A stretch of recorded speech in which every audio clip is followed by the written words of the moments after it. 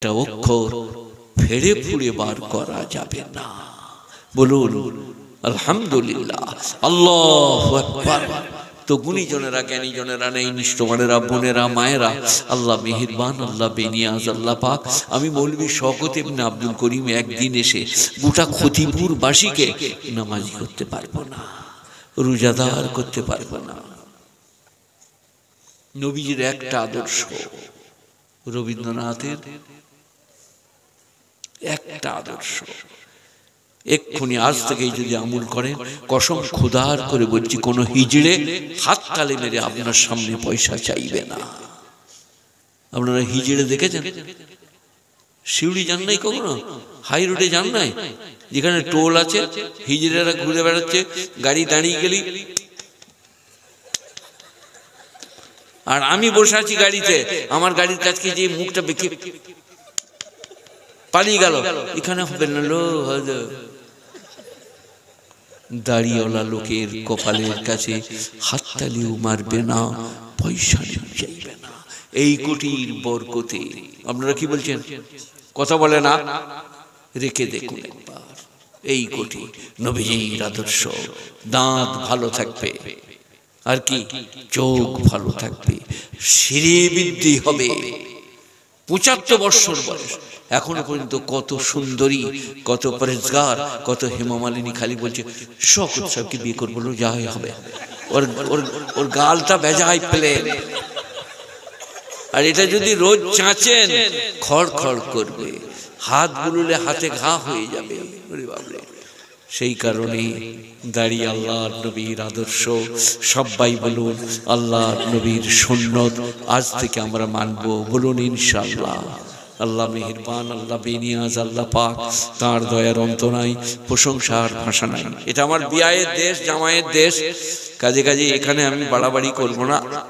সাতরে মেয়ের বাড়িতে দেখা করে তারপরে এলাম, ওটা বড় মেয়ে।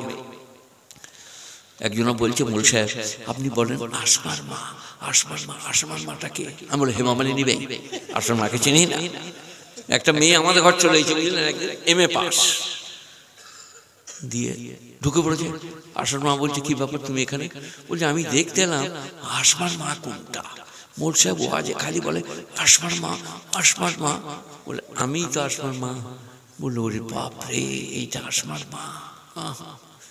এখনকার মেয়েদের তো চুল নাই, আর দামাদের পয়সা নাই তেল কেনা।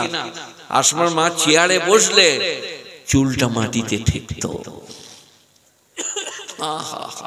আমি দেখতে জানি, আমার বাপ দেখে বিয়ে দিয়ে মনে মনে খালি হতো আল্লাহ কি দিলে কি জানি, আল্লাহ মুলতানি গায় না পুছে গায়, আল্লাহ কি হলো কি জানি।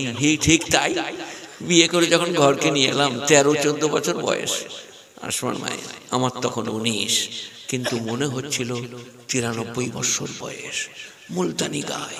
আমি খালি মনে মনে আল্লাহ কাল লেগে বিয়ে দিলে রে। আমার ভাবি বলছে শালা এবারে বুঝবি মজা। যাও তুমি সরে যাও, ঝামেলা করো না, হাতে পায়ে ধরে রাজি করে নেবো।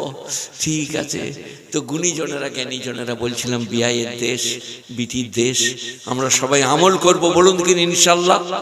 আমি মৌলভী শওকত ইবনে আব্দুল করিম যদি কেঁদে কেঁদে বলি কোরআন বলি, আপনারা তাই করবেন, আল্লাহ যা তৌফিক দেবে।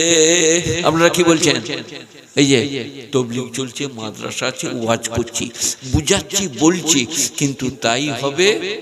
সবাই বলুন আল্লাহ যা করবে। এই এখান থেকে ইলাম বাজার কত দূর হবে? ইলাম বাজার 400 কিলোমিটার, 25 কিলোমিটার মধ্যে ইলাম বাজারে আমার বিরাট জলসা ছিল। নবগ্রাম মাদ্রাসার দরজায়, রাস্তার উপরে 10,000 শ্রোতা। আমার শ্রোতা এইরকম নয়, এই তো মাছি মাত্রই উড়ে যাবে। 10,000। তো আমি বললাম যে নামাজ পড়তে হবে অপরিহার্য, নামাজ না পড়লেই অপরাধ দিয়ে। তারপরেই বললাম নামাজ পড়তে পারবেন না আল্লাহ তৌফিক না দিলে। একটা লোক দাঁড়িয়ে, শীতের দিন ছিল, বললে আমি আজ থেকে আর নামাজ পড়বো না, আল্লাহ পড়ালে তা পড়বো। আমরা সালা আচ্ছা ফেরে পড়লুন তো ওয়াজ করতে। যে একটা লোককে আমি বললাম তুমি দাঁড়াও, এরকম মাফলার ছিল, আমরা মাফলারটা খুলে দাও। সে তখন বলছে এই লিবি না, আমরা এই ছেড়ে দেয়, আল্লাহ আটকাইতে আটকাবে না, চলে যা। কথা কিছু বুঝলে? প্রস্রাবের সময় আমি, খাবার সময় আমি, বুদ্ধির সময় আমি, বিবেকের সময় আমি।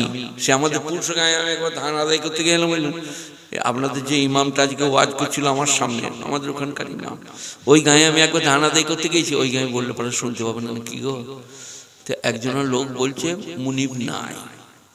আমরা একটু দূরে এসে একজনের কাছে ধান দিচ্ছি, আমি আর সেক্রেটারি দিয়ে বললো ভাই ওই খামারটা, বললো ওই তো দাঁড়িয়ে আছে, ওই তো।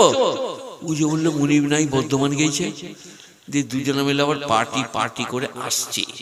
সে তখন মেরে দিলে ছুট, বুঝলেন, আর গাড়ির এরকম লোয়ার রোন খেলেছিল, সেইটা লেগে কেটে গেল, আর রক্ত বেরিয়ে গেল। আমি হাইসে বললাম পালিয়ে চলো, ফাটিয়ে দিন, শালার পিঠটা কেটে গেছে।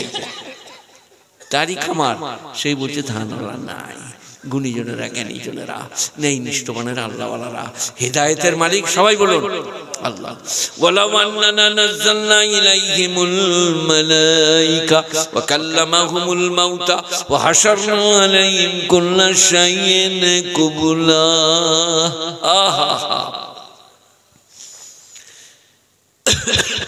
ওয়া মানে এবং লাউ মানে যদি, আন্নানা মানে আমি, নাযালনা মানে অবতীর্ণ করি, ইলাইহিম ইহাদের উপরে, মালায়েকা ফেরেশতা, ওয়া কাল্লামাহুমুল মাউতা আর মুর্দারা কবর থেকে উঠে এসে কথা বলে, ওয়া হাশারনা আলাইহিম কুল্লা শাইইন কুবুলা, যত জিনিস মাটির তলায় আছে সব উল্টে দি। মা কানু লিউমিনু ইল্লা আইয়াশাল্লাহ, আল্লাহর ইচ্ছা ছাড়া কেউ ঈমান আনতে পারবে না। বলুন আল্লাহু আকবার। দাড়ি রাখার মূলে, নামাজ পড়ার মূলে, বিবিকে ভালোবাসার মূলে, বিবিকে পর্দায় রাখার মূলে, সবের মূলে কে? বলুন সবাই আল্লাহ, জোরে জোরে বলুন আল্লাহ আল্লাহ আল্লাহ। কারো হাতে কিচ্ছু নাই, মৌলবি যত ওয়াজ করবে করো। সেই কারণে আমরা মৌলবিরা দাওয়াত দিলে, দোয়া করতে ডাকলে আমরা বলি ভাই কার লেগে? বলে আমার দাদুর লেগে। বলে তোমার দাদু নামাজ পড়তো? বলে না। তোমার দাদু কি করে মরিল? বলে গলায় দড়ি দিয়ে, আমার বিটির ফিতেটা গলায় দিয়ে মরে গেছে। চলো দোয়া করতে হবে, 50 টাকা দিবে। লোভে চলে গেলাম। রব্বানা আতিনা ফিদ দুনিয়া হাসানা ওয়া ফিল আখিরাতি হাসানা, অমুকের দাদুকে মাফ করে দাও, বেরো। তারপরে মোল সাহেব মরে গেছে, ফেরেশতা কবরে যে বলছে স্ট্যান্ড আপ, দাঁড়াও। বলে আমি কিছু করি নাই বাবা, আমার নামাজ রোজা হজ যাকাত, এই তো দেখছো ফকিরি লেবাস। বলে কার বাপের লেগে দোয়া করতে গেলি? বলে হ্যাঁ গো একবার গেলাম বটে, সে যে বিষ খেয়ে মরেছে বে। চল তোর কি করছি দেখ। তাহলে দোয়া করতে গেলে আমাদের ভাবতে হবে কাল লেগে করছি। কোথায় আছে কোরআন শরীফ? মা কানা লিন নবী ওয়াল্লাযীনা আমানু আইয়াস্তাগফিরু লিল মুশরিকিন ওয়ালাউ কানু লি কুরবা মিন বাদে মা তাবায়্যানা লাহুম আন্নাহুম আসহাবুল জাহিম। কোন নবীর জন্য, ঈমানদারের জন্য সমুচিত হবে না যে শিরক করে মরেছে তার জন্য ক্ষমা চাইতে পাবে না। তালতলা, বেলতলা, মেইদিতলা, রওজা, দরগা, থান, ইমামবাড়া, মানত করলে, মানসিক করলে, সেজদা করলে শিরক করা হবে।